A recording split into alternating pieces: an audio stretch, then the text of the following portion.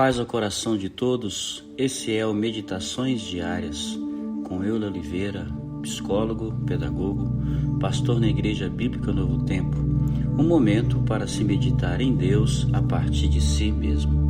Nossa temática de hoje passa pela compreensão do que implica fazer metanoia, mudar a mentalidade, superar a mentalidade atual.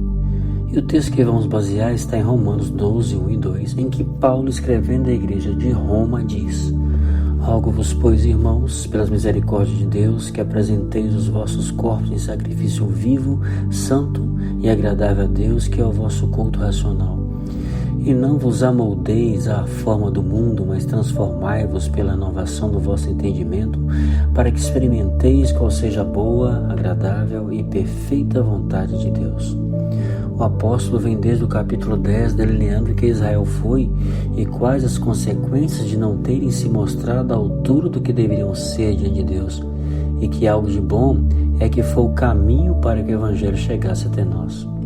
Nessa assertiva, tudo tem um propósito maior a partir das mazelas da vida, oriundas de nossas escolhas.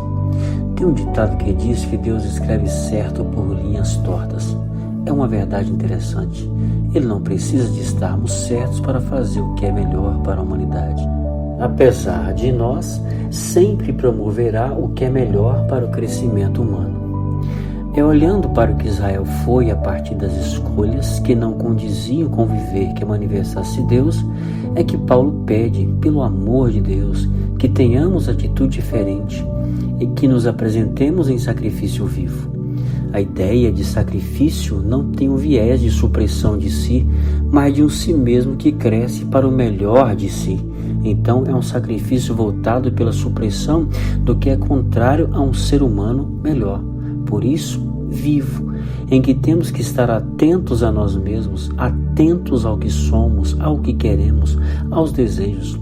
É um sacrifício a partir da compreensão de onde vêm nossos interesses e o que os pautam por um ser humano que busque ações que exaltem relações melhores. Há a ideia de que esse sacrifício está pautado em não fazer mais isso, em não fazer aquilo, mas não é isso. É a capacidade de sacrificar os interesses que se pautem nas coisas supérfluas e artificiais de existência. Nesse caso, nem hão existir, pois não estar em si mesmo, mas em superficialidades que entorpecem e no entorpecimento traz determinada paz, alegria e satisfação, mas que mantém o vazio existencial. Não é preenchido em essência. O vivo aqui é a condição de perceber, de se ver e de aceitar que nessa situação se está na escravidão, pois muitas vezes não consegue ser sem esses entorpecimentos. A verdade, então, é que não se é. A segunda condição está em que esse sacrifício deve ter o viés de santo. O santo aqui é na capacidade de desvencilhar, separar-se de todo desvio, pecado no sentido de errar o alvo, a fim de alcançarmos o nosso fim, que é ser humano e que se revele como imagem e semelhança de Deus. Sacrifício aqui no sentido de desvencilhar de tudo aquilo que ao longo da vida nos tornou acostumados a atitudes que nos tiraram do alvo de ser aquele no qual Deus se manifestaria, trazendo vida, alegria, leveza, comunhão, criatividade. A última ideia do verso 1 de Romanos 12 é que deveria ser agradável, aqui no sentido que não destoa daquilo que Deus é. Me parece que se consegue ser agradável a partir do momento que acontece o que o salmista vai falar em seu salmo: agrada-te do Senhor.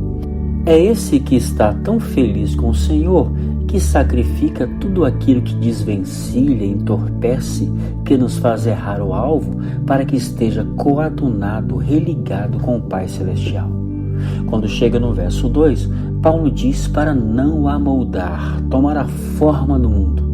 Bom, por isso o sacrifício, porque como seres humanos históricos e que nos construímos numa cultura, precisaremos de nos desformar.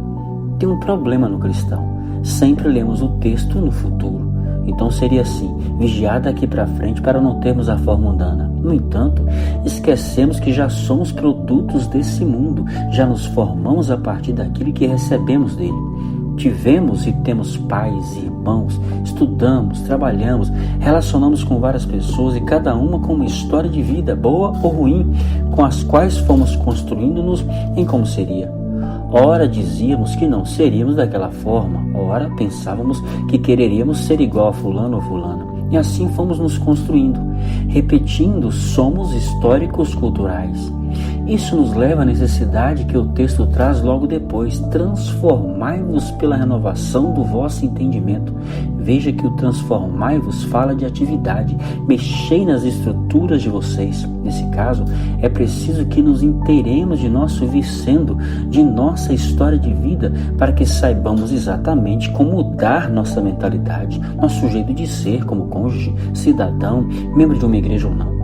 Queremos até mudanças em nossa vida, mas não conseguimos porque temos dificuldade de delinear nossas estruturas cognitivas e como elas se formaram. Aí buscamos muitas vezes mágica, fazemos isso e aquilo para que algo novo aconteça e muitas vezes nem percebemos que as lutas e dificuldades acontecem exatamente para nos mostrar as estruturas atuais, para que nos desformemos do que somos e construamos nossa mentalidade para a transformação, que, se diga de passagem, é processual, o que requer paciência, humildade, e esta última, como é sua raiz, humus, base para o novo homem, para a novidade de vida. E esta humildade aparece no verso 3, em que Paulo pede para que não tenhamos conceito além do que se deve ter de nós, sempre pé no chão, sabendo nossa realidade em construção para uma vida de crescimento mais tranquila. Deus lhes abençoe, paz ao coração de vocês.